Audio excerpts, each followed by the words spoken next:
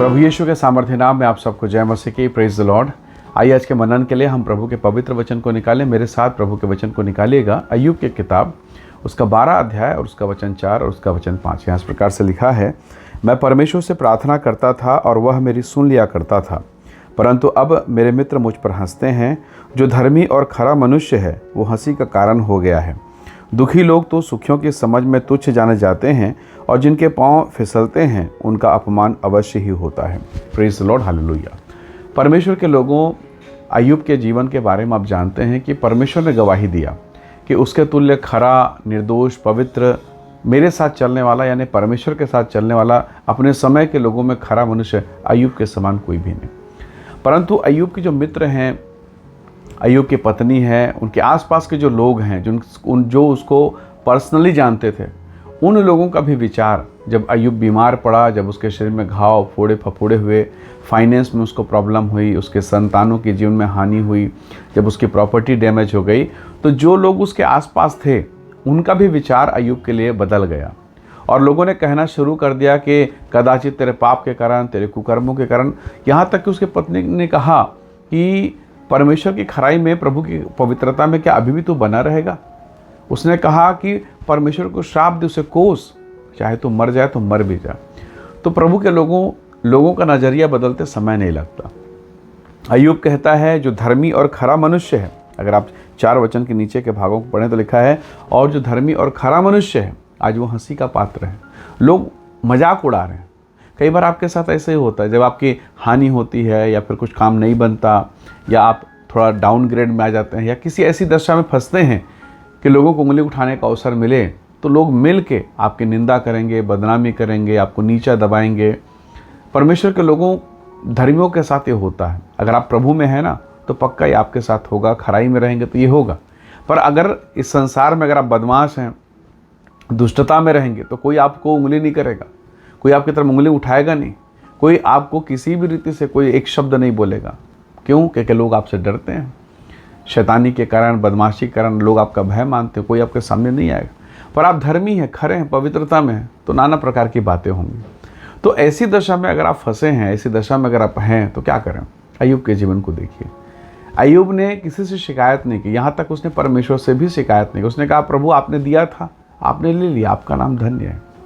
कैसा अद्भुत परमेश्वर का ये जन है कि विषम परिस्थिति में, पीड़ा के दौर में भी वो परमेश्वर के साथ बना है। और इसका प्रतिफल देखिएगा। लोग हंसे, लोगों ने बेइज्जती की, लोगों ने अपमान किया, निरादर किया, पत्नी ने भी, मित्रों ने भी, सब ने निरादर किया, रिश्तेदार, परिवार, कुटुंब, सब थू कर रहे हैं। परमेश्वर ने ये होने दिया। कई बार परमेश्वर आपके जीवन में भी ये होने देगा।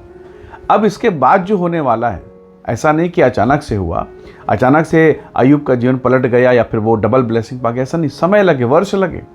परमेश्वर ने फिर उन्हें संतान दी, फिर आशीष दिया, और जितनी आशीष, जितनी भौतिक आशीषें उसके पास थी जो नष्ट हो गई थी, परमेश्वर के वचन में लिखा है, अगर आप अय्यूब के अंतिम अध्याय को पढ़ें तो परमेश्वर ने जो कुछ अय्यूब का था उसका दुगना उसे दे दिया। Praise the Lord.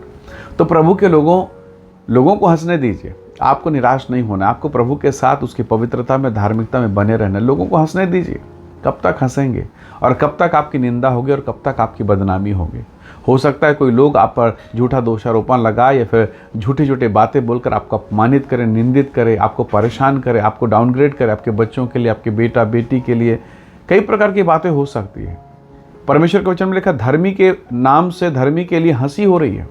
तो हो सकता है आज आपके साथ हो रहा हो। आप सब मामलों में सही हैं, पर जबरन आप फंसाए गए हैं। आपने देखा यूसुफ सही है, उसने कोई पाप नहीं किया, फिर भी एक ऐसे पाप के लिए जिसे उसने कभी किया ही नहीं, वो कई वर्षों तक जेल में पड़ा रहा।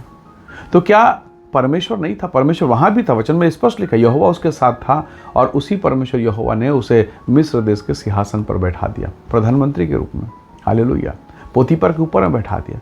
तो प्रभु के लोगों, हो सकता है जो आज लोग आप पर हंस रहे हैं, एक समय आएगा जब परमेश्वर आपको उनके ऊपर उठाएगा, आपके बच्चों को उठाएगा। हमारा प्रभु दयालु है। वो आपके शत्रु को नाश नहीं करेगा। कई बार वो शत्रुओं को नाश नहीं करता है, शत्रुओं को जीवित रखता है, ताकि वो अपने बच्चों को, धर्मी की संतान को बढ़ता हुआ देख सकें। वो देख सकें कि परमेश्वर के लोग, परमेश्वर के बच्चे कैसे बढ़ते हैं। परमेश्वर कई बार उनको रखता है। तो प्रभु के लोगों, विषम परिस्थिति में, दुख के समय में, अकेलेपन में, डिप्रेशन, तनाव के दौर में प्रार्थना करना बंद मत कीजिए, क्योंकि ये प्रार्थना ही है जो आपको बढ़ाएगा और बचाएगा। मत्ती के सुसमाचार अध्याय 26 वचन 41-41 में लिखा है, जागते और प्रार्थना करते रहो ताकि तुम परीक्षा में ना पड़ो। तो परीक्षा से बचने के लिए, परीक्षा में ना पढ़ने के लिए, आशीषित होने के लिए, पिता से बात करने के लिए प्रार्थना जारी रखना बहुत आवश्यक है, क्योंकि ये बढ़ाएगा, ये आपको ऊंचा उठाएगा, ये आपके जीवन को अपनी महिमा से भरेगा। दाऊद भजन 6 उसके 6 पद में कहता है कि रात और दिन मेरे आंसू मेरे आहार हो गए हैं, और वो प्रति रात अपने बिछौने को, अपने खाट को आंसू से भिगोता है। इसके बारे में बात करता है। तो प्रभु के लोगों, क्या आपने दाऊद के आशीषों को देखा? कैसे प्रभु ने उसे अद्भुत रीति से ऊंचा उठाया। इसलिए जीवन के विषम और कठिन परिस्थितियों में निराश मत होइए, प्रार्थना कीजिए, परमेश्वर के वचन को थामे रहिए। स्वर्ग का प्रभु आपको ऊंचाई पर लेके जाएगा। वो पलक झपकते ये सब कुछ कर सकता है। इसलिए परमेश्वर की ओर देखें, कहें कि मेरी सहायता परमेश्वर यहोवा की ओर से होती है। हालेलुया। वही प्रभु आपको, आपके संतान को ब्लेस करेगा। अगर आप धार्मिकता में, पवित्रता में, परमेश्वर के वचन में टिके हैं, समय ज़रूर लगेगा, पर वो आके आपको चंगा करेगा, वो आपको आशीषित करेगा और आप पर अपनी महिमा को प्रकट करेगा। हालेलुया। आइए दुआ करें, अपने विश्वास को स्थिर रखें, अपने विश्वास में बने रहें। आइए हम प्रार्थना करें। प्रेमी अनुग्रहकारी स्वर्गीय पिता, मेरे प्रिय भाई बहन पर दया कर।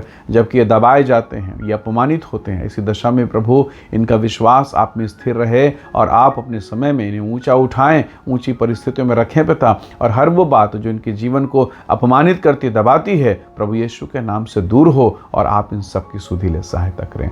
धन्यवाद पिता, प्रार्थना सुनने के लिए प्रभु यीशु के सामर्थ्य नाम से मांगते हैं। आमीन, आमीन। प्रभु आप सबको बहुत ऐसे आशीष दे। परमेश्वर का अनुग्रह आप सबके साथ हो। Praise the Lord. जय मसीह।